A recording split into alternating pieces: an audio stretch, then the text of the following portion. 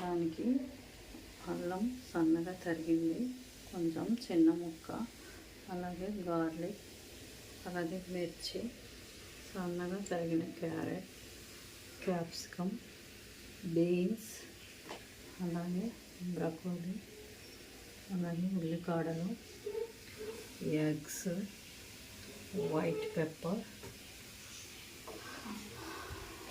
Rice vinegar, dark soya sauce చేసేద్దాము. Egg fried rice ముందుగా కళాయి పెట్టేసి దానిలో తగినంత ఆయిల్ వేసేద్దాం. ఆయిల్ వేసి ఆయిల్ వేడెక్కిన తర్వాత తరిగి పెట్టుకున్నవన్నీ వరుసగా ఒక్కొక్కటి వేసేద్దాం. అలాగే బాయిల్ చేసి పెట్టుకున్న రైస్, తగినంత సాల్ట్ చేసేద్దాము. ఆయిల్ హీట్ ఎక్కిన తర్వాత అల్లం,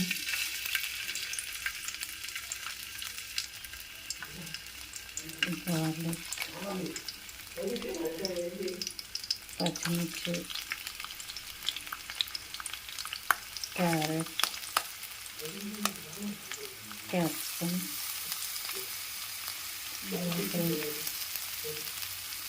బీన్స్ అన్ని వెజిటేబుల్స్ లైట్గా వేపేసుకున్నాం.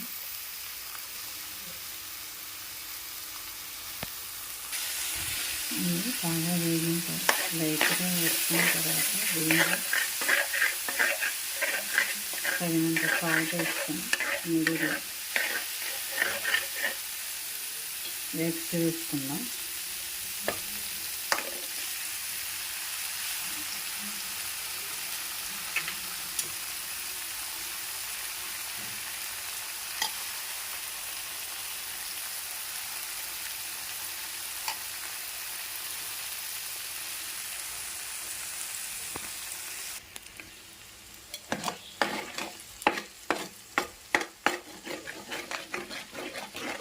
ఎగ్స్ వేసి తిప్పేసేద్దాం.